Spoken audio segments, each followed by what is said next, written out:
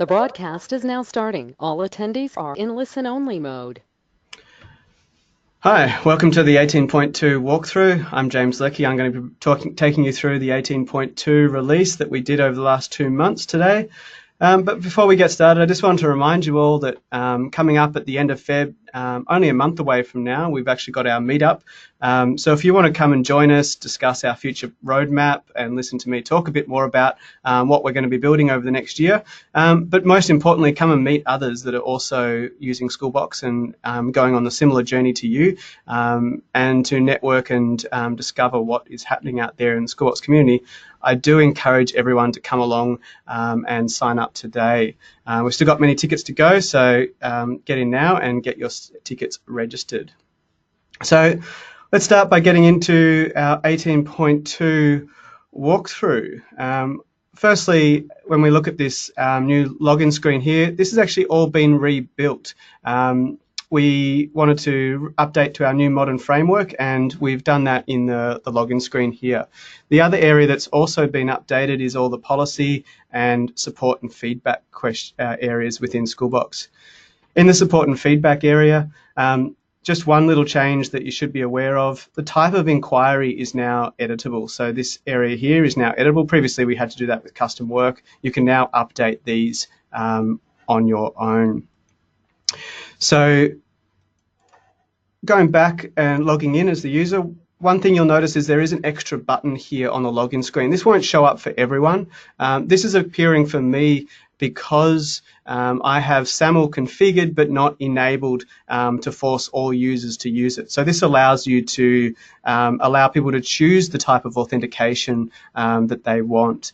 So if they want to log in using their credentials, they can log in directly, or they can go to the single sign-on identity provider and log in through that. So in some scenarios, this is a type of workflow that schools want to use, where you may not have all your users in one identity provider. You can allow them to choose. And this will extend over time. We're going to probably extend this out to have other types of authorization methods like OAuth and things like that as well. But for the time being, it's just SAML and the local authentication. Just log in here. Now, when I log in, the first thing you'll probably notice that's changed is the top navigation area has adjusted and been moved around a little bit. So I'll just talk through some of those changes.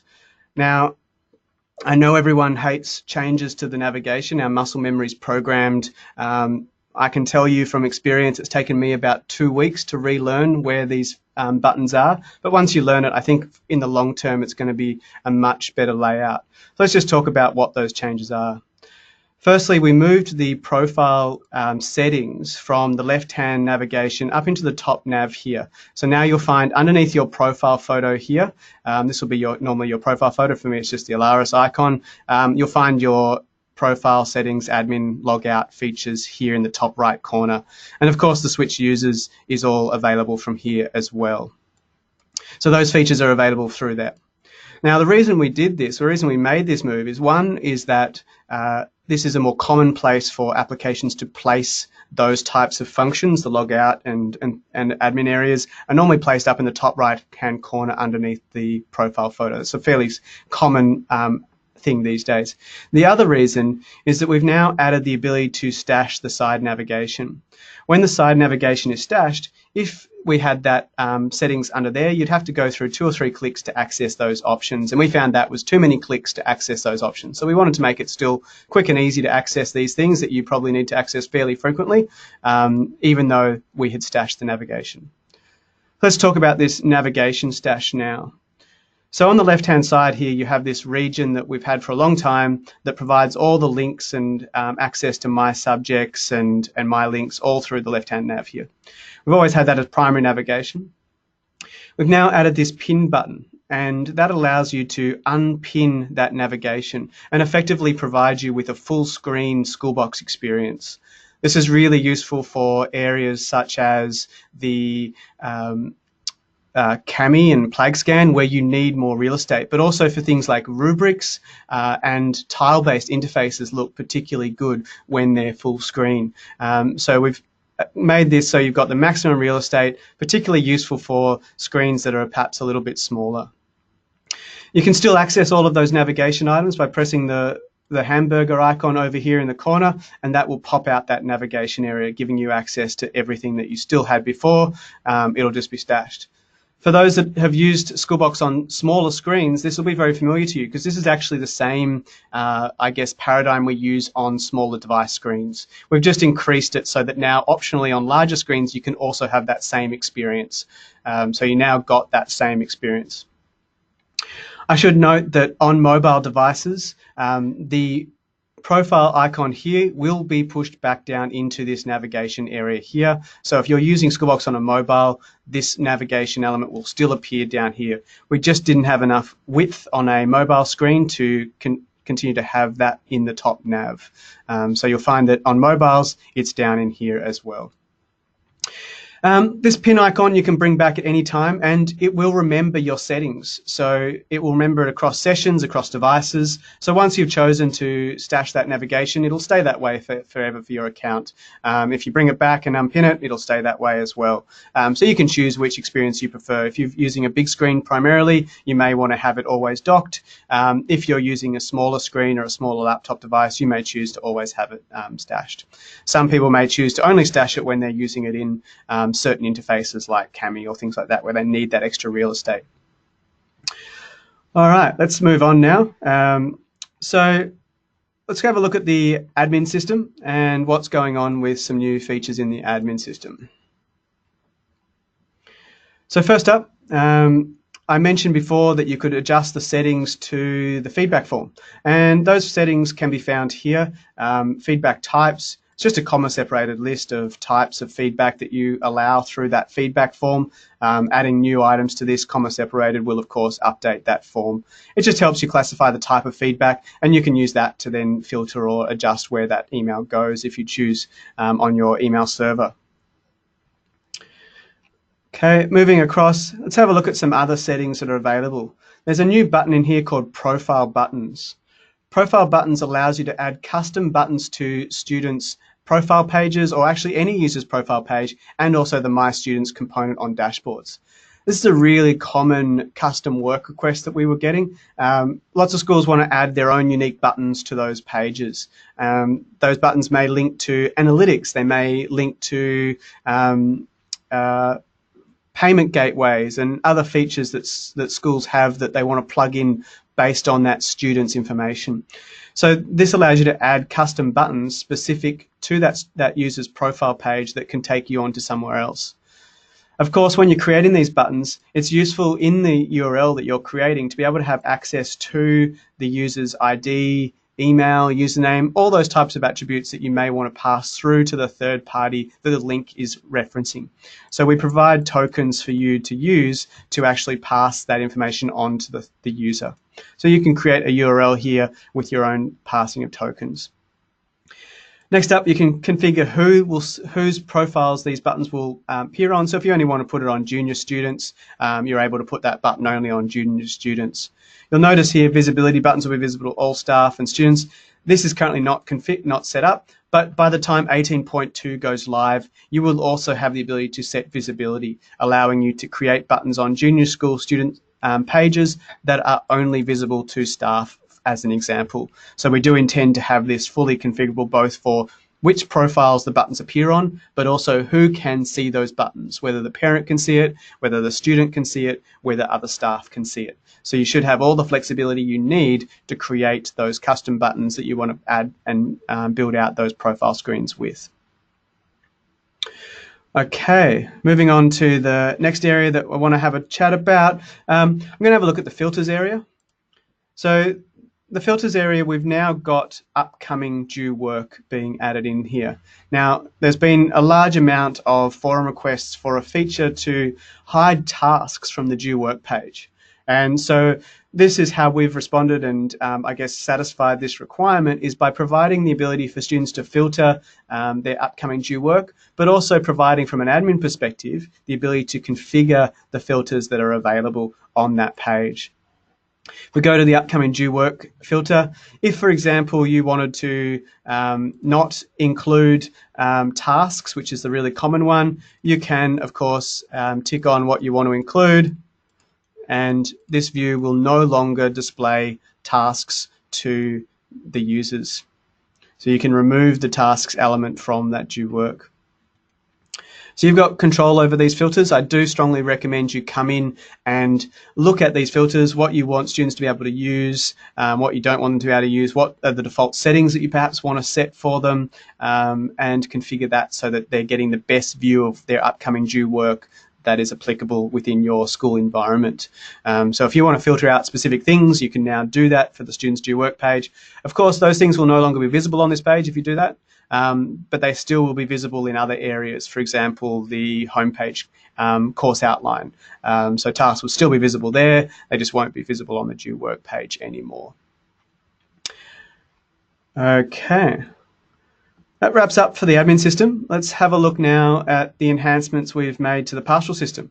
The pastoral system, we got a lot of requests because people were finding it difficult to add records with the type of visibility that was appropriate for the type of record they were creating. I'm just going to log in as a pastoral moderator here. So when I go in as a pastoral moderator, I've now got some new elements that I can access. And you'll notice that we've simplified the navigation for the pastoral care system. At the pastoral care dashboard, you'll now find report builder, manage groups under these 3 dots. As a pastoral moderator, I have the ability to manage visibility defaults. Now, this new feature allows you to set up the default visibility settings for a particular type of record. Now, I'm going to take bullying here as an example. Currently, by default, there is no default visibility rules for bullying. But if I wanted to make sure that a particular pastoral group was informed of any bullying incidents, and I also wanted to make sure that teachers could see the bullying incidents as well, this now sets up the system so that whenever a new bullying record is created, it will automatically have this visibility setting set. Okay. So as a user of the pastoral system, when I go to create a new record, and I'll just go to Sjana Reed and create a new record for Yana Reed, if I select bullying and I scroll down to the visibility section, you'll note that the visibility is now pre-filled with those options that I created as the defaults. So this is automatically provisioned those settings. If I change the type here, it'll go back to the defaults for those other types. Now, those other types don't have any defaults at the moment, so they're just empty. But if they did, it would switch to those types as well. So I can switch between types and it will update these. If I wanted to further enhance my visibility here and perhaps adjust it, I can do that. So I can make it specific for this particular one. So I might want to bring in a particular user into this one.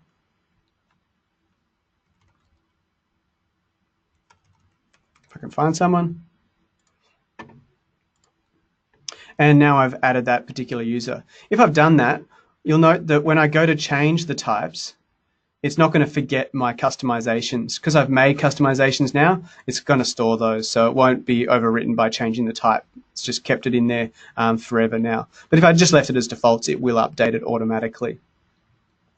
So obviously that can save teachers a lot of time. They no longer have to know how to populate those visibility records perfectly. You can set up all the defaults and it will make sure that the correct visibility is set whenever a teacher goes to create a new record. All they need to worry about is putting in the heading and of course the information about that record. All right, let's move on. Let's have a look at now some enhancements we've made to the profile screen. So this is synergetic only, I should classify. So for synergetic customers, we've now added the ability to see English as a second language. So you can see here English as a second language appearing on this student's profile page.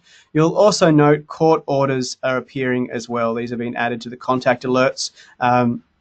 So we've taken a bit more of the information from the synergetic database and made it available here for those that are looking for a bit more information about that student. We now include that. I should note this English as a second language flag has also been included now on this class list. So if I look at one of this student's classes, say English B here, and I look at that class list for that particular student, we'll see that that flag for ESL is now there as well. So I can see in line with the other alerts that this student has that flag as well. All right. One thing I'll just quickly talk about, and I'll go to the news page probably to demonstrate this and create a new news article. When you're now in the editor inside Schoolbox, so everyone's probably familiar now with this editor and all the features. We've upgraded this editor in 18.2. It's got a few extra little features. Firstly, you'll notice down in the right-hand corner, paragraphs and word counts are now included. So you can see how many words and paragraphs you've written in that text area. We've also enhanced the emoticon functionality. This will now use a full emoticon browser, so it's got access to all the emoticons in the character set. You can browse through all of these different emoticons and see all of the different ones that are available. You can search for different things and find emoticons for particular purposes. Also, while you're typing, you can just say, find particular ones in this by searching with a colon, and it will bring up a quick list of smileys for you to use while you're typing. So it's got both a autocomplete feature and also the panel to search through. So if you like using smileys, there's much more access to all of those emoticons now are fully available through that editor. All right, while I'm here, I should mention one thing that we've done, and we've found over the years that a lot of people do double click on buttons through Schoolbox. And so what we've done is tried to improve the detection of that throughout Schoolbox. Now, it's not perfect. It doesn't capture every double click, but where we can, we've now implemented a system as widely as possible that will prevent double clicks creating duplicate records. So if you've ever found, you've found someone's gone and created two of these identical same records, it's actually often the case that they've double clicked the submit button. We've now tried to prevent that by preventing submission of that button twice in as many cases as possible. So it's just a sort of a nice to have feature. One last thing, while we're sort of having a look around, and I do encourage everyone to, if you've got any questions, put them in the questions area. I've got one last thing to just show, and then I'm going to go to questions. So if you've got any questions, please start typing them in now, and I'll answer any questions you have following this. So the last thing just to look at, the Twitter API has been updated. We've now gone to using the extended mode API that allows for much longer tweet posts. I think up to 280 characters can now be included, up from 140. And also we've got support for video and image galleries. So if multiple photos have been posted inside of Twitter, we'll now turn that into an image gallery. It's the Chief of Police getting around. So that's updated the Twitter feed, so you can see now you should get improved support for your Twitter feeds throughout Schoolbox, wherever they are on the dashboard or the home page.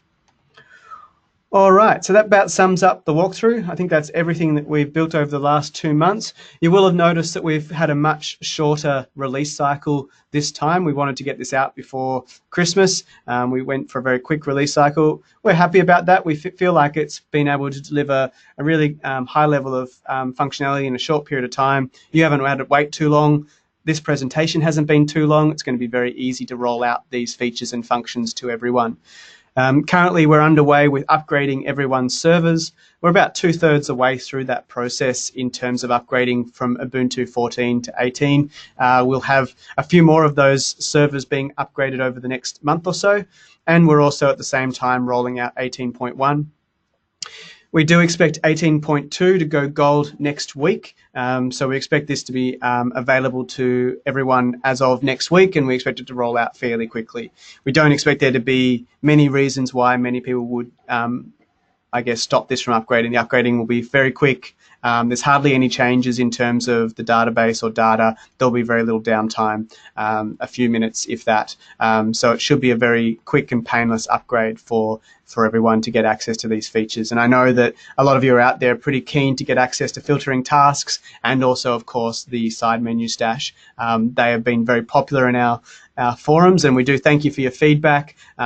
It's great for us to be able to look through the forums, find those things that everyone wants, and then be able to deliver them for you. So keep participating in the forums, keep giving us ideas, keep letting us know what would make Schoolbox better. We're always here to listen and give and implement those features as they come through. So let's go to some questions. So I think I've answered some of those questions already. In terms of will the new profile, I've got a question from Mary Lou here. Will the new profile update also pull in the second language flag for parents? PS love the multiple Twitter photos. That will be very well received at MGGS. Thanks, Mary Lou. The second language flag is only for students, I believe. It's only on the student information connector. It's not on the parents. So it currently doesn't identify parents who have a second language, English as a second language. So we'll have a look into that and see if that's possible. It might be something we can add in the future. Eduardo asks, how is the progress going on the TAS writing API? So we've got the TAS API. We're about 60-70% complete. It's currently waiting on us. It's coming up in the next few sprints for us to finish that work off. In terms of writing back, currently we don't have the write back fully functioning, but we are continuing to work on that. We do expect the read API to be done probably in the next month or two and start to roll out to customers in the next 2 months. In terms of write back, that may be a few months away. We haven't had a chance to fully look at that and work with Taz on that write back yet. David asks, anything exciting coming up with the Markbook functionality? So I've got a couple of questions here about the roadmap and where we're going. I do have a blog post that will be coming up later today. I hope that will cover a lot of these questions about the roadmap in terms of what we're going to be developing in 19.0 and beyond.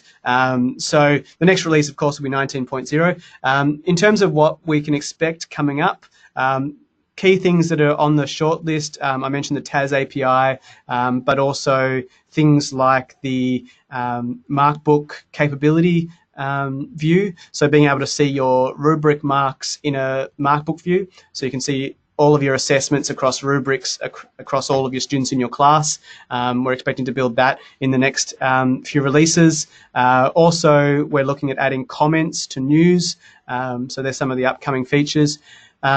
Looking out a bit further, there's a few extra bits and pieces coming around LTI enhancements to incorporate LTI into assessments. And I don't want to spoil too much of the post, but yeah, I would recommend reading that post that comes out later today. I'll be tweeting about it. So it's got all the details of what we're going to be doing. So look out for that later today. Okay, just got another question from Antoinette. On the student profile, are we able to truncate health information from Synergetic through admin? Okay, so if for those that aren't aware, the way the Synergetic health information comes through to Schoolbox is through the public alert field. We don't display any of the medical information in Synergetic. We only display the medical alert field. So if you want to truncate the information inside Schoolbox that's displayed to teachers, make sure you're just populating the public alert field and keep that information just simple. Don't put too much information in it. Just keep it a nice, simple field. And that will be how you truncate the information and only provide that information that you want to be publicly available to all teachers in that field. I've got two questions on badges. When badges are coming, it's definitely on our roadmap for 2019. So we do still see that as something we're going to do. So yes, it's still on the agenda, but not quite in the immediate future. We've still got a few things we want to finish off in terms of our assessment, Markbook views, and some more work on the news component before we move on to creating a whole new platform. But yeah, later in the year, we'll be looking at badges. But at this stage, we're still focusing on finishing off the news system that we just started and also I guess that IB curriculum assessment work that we've been doing. We're going to be finishing off that before we move on to badges. Okay. That's about it. I think that's all the questions. Have we got any last minute questions from anyone? Oh, we've got a few more coming in.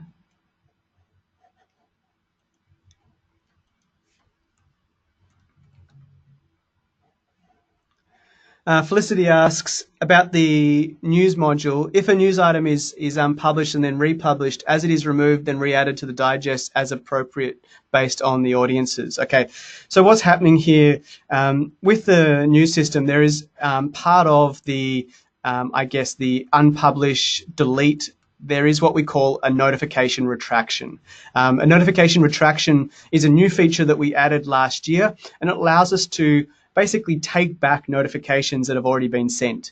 Now, those notifications can be retracted from digest and from people's left-hand panel. We can't retract emails that have already been sent or push notifications that have already been sent. So if it's been sent to a mobile phone or to an email, it's gone. That notice is already out there in the public. But we can take back the ones we have control over. So we are able to retract them in some cases. But do be aware that that's not all cases. So when it comes to publishing something and then trying to revoke it, be aware that the information's already gone in a lot of cases. We can try, but we're not 100% perfect with retractions. That information is already out there. So if your digest has already been sent or anything like that has happened in the meantime between that publish and then unpublish, that digest is gone in email boxes with that news in it, and there's nothing you can do about that once it's in their email box. So just be aware of that. That's one of the reasons why the moderation workflow is important these days, is to make sure that that news is correct before it goes live. Because once it goes live, instant push notifications, it gets out there so quickly now that you want to make sure it's correct before it goes live.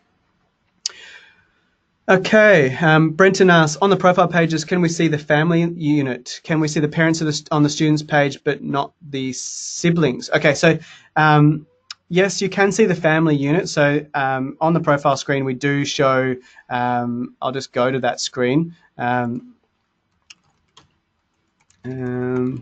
find a student with parents.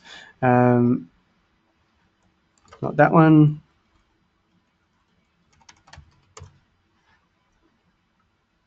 So with a student that has parents, you are actually able to see, and this was not a good example, try and find one that does have a good example. I'll go to a parent and have a look.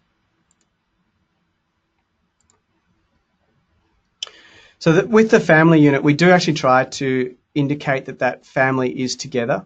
And the way that we do that is that you'll see that these have the title Mother Jenny Reid, and they're joined together. If there's a mother and father, they'll be joined. If they're in separate family units, they will be separated. So there'll be space, a bit of grey between the names. But if they're together, they'll actually be joined together. So there is a little bit of visual clue that they are in a relationship by just looking at the interface. So just be aware that if they are in a relationship, now this does depend on the database that we're interacting with. Some databases, I guess, know, or SIS databases know about the family unit better than others. Some just have a family, some have a mother and father, some have split families and all sorts of other things. So it does depend a little bit on the connector how we represent that, but we do try to show the family unit. At the moment, we're not showing siblings or brothers or sisters. Might be something we look at in the future, but at the moment, we're not doing that. With this profile screen, just in general, we're probably looking at trying to write some sort of detail about what the purpose and idea behind this screen is. We do get pulled in a lot of different directions with this screen, so we want to try and tighten up around what we're doing with this page, what its real purpose is, so that we're not trying to rebuild a SIS in this page. We don't want to be the SIS, and there is sometimes a lot of pressure to be the SIS in this page. We want this to be a quick and easy page for teachers to get access to information, parents to get access to information, but we don't necessarily want it to replace all of the SIS functionality from this page. So we do have to define that a bit more clear, what we're actually trying to achieve here. Where we can, we try and represent as much information that's useful for teachers to know in their day-to-day business. Moving on, Natalie asks, when creating news, like multiple topics at the moment, you can only select one. Just on that, there is a bug that we're aware of with the news topics. I'll just go and show you what's happening with the news at the moment. When you go to select topics, you can actually assign multiple, but just be aware that when you type, it doesn't start the drop down until you start typing. And then once you've done that, you can, of course, select multiple, and you'll be able to apply multiple topics like that. So you can apply news to multiple areas like that. But we are aware of that bug that the drop down doesn't appear until you start typing. We will be fixing that up shortly. Okay. I think that's about it for questions. Thank you very much for all your questions, and it was great to walk you through. I'd like to remind you again, please come along to the meetup. I'll be doing a full upcoming roadmap presentation at the meetup, so you'll get to see lots more about what we're planning on building. We will be going through all of the upcoming features, what's on the roadmap, and David, yes, we'll talk about badges. So please come along and find out more about what's coming up. Thank you very much.